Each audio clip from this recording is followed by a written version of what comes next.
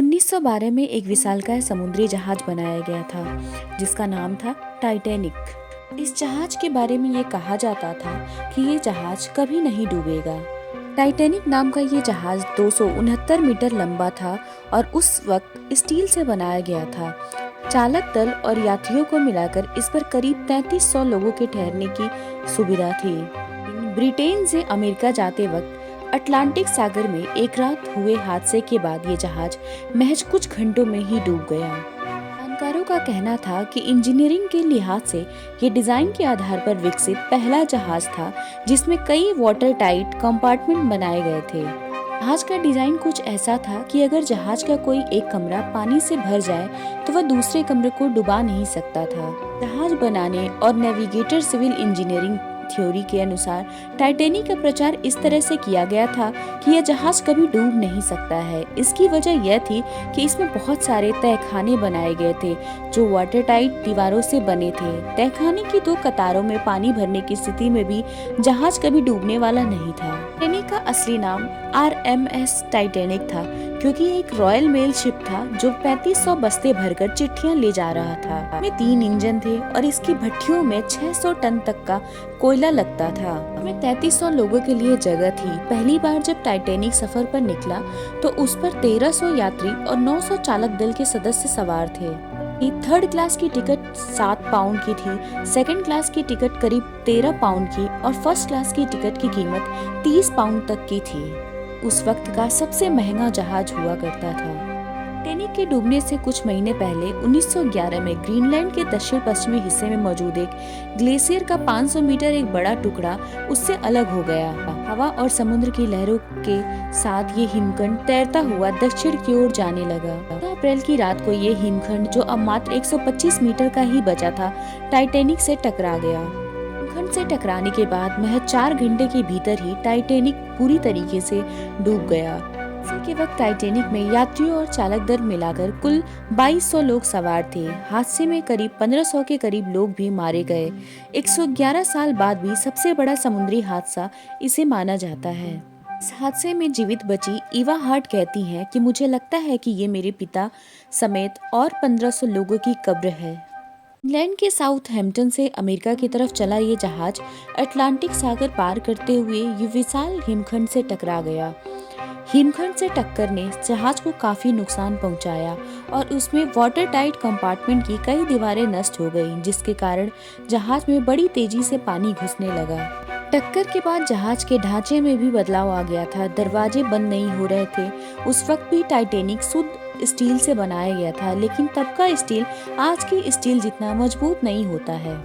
Titanic ने अपनी यात्रा शुरू की उससे कुछ दिन पहले एक और जहाज ने अटलांटिक पार किया था। इस जहाज ने टाइटैनिक को चेतावनी दी थी। 12 अप्रैल को टाइटैनिक को हिमखंड के बारे में एक वायरलेस मैसेज भेजा था, लेकिन इसका संदेश शायद कभी टाइटैनिक तक पहुंच ही नहीं पाया। टाइटैनिक बनाने वाली कंपनी व्हाइट स्टार लाइन के प्रबंध निदेशक जे ब्रूस इज्मे यात्रा के दौरान जहाज पर सवार थे। वो टाइटैनिक से निकले आखिरी लाइफ बोट में से एक में अपनी जान बचाने में कामयाब रहे थे। बाद में उन्होंने जांच के दौरान अमेरिकी सीनेट को बताया कि जिस वक्त जहाज हिमखंड से टकराया वे सो रहे थे। उन्हें कैप्टन स्मिथ से पता चला कि जहाज का डूबना लगभग तय था।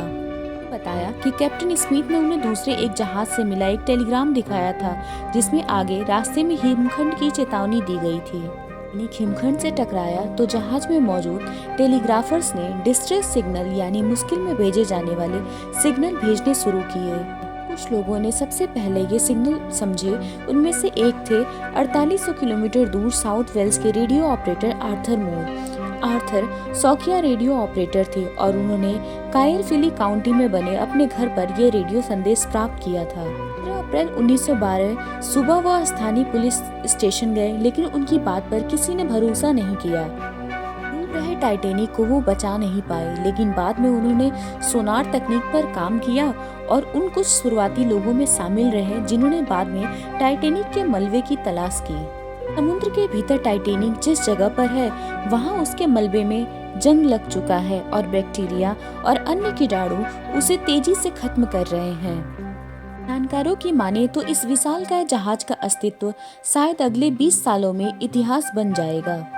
हाल के दिनों में 1000 टन भारी इस जहाज से लाए गए कुछ सामान की प्रदर्शनी आयोजित की गई थी, लेकिन इस विशालकाय जहाज को समुद्र के बाहर निकालना असंभव है। यहाँ 1517 यात्री नहीं बच पाए, वहीं 706 सकुशल वापस बच गए थे। बचने वालों में 61% लोग फर्स्ट क्लास के यात्री थे, किंतु थर्ड क्लास के 25% से भी कम यात्री अपनी जान बचा पाए थे।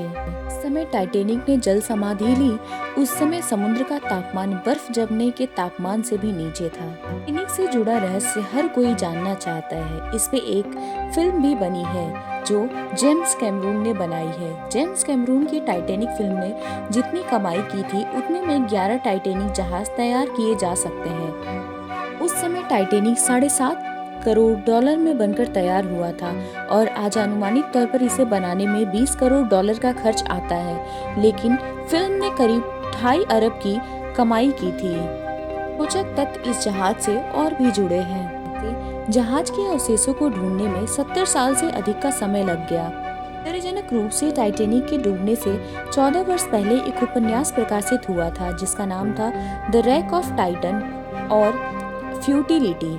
इस उपन्यास की कथा और टाइटैनिक की घटना में कई समानताएं थीं। उपन्यास में टाइटन नामक जहाज एक हिमखंड से टकराया था। वह टाइटैनिक जहाज के टकराने जैसा ही था कि डूबने के 111 साल के बाद भी आज भी यह लोगों के बीच उत्सुकता का विषय बना हुआ है और आज भी लोग इसके बारे में अधिक से अधिक जानना चाहते हैं।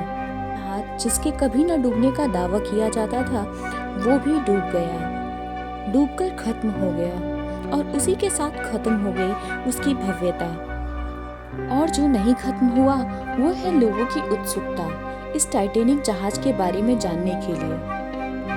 आपको हमारे द्वारा दी गई जानकारी कैसी लगी कमेंट कीजिए और हमारे चैनल को सब्सक्राइब करना मत भूलिए।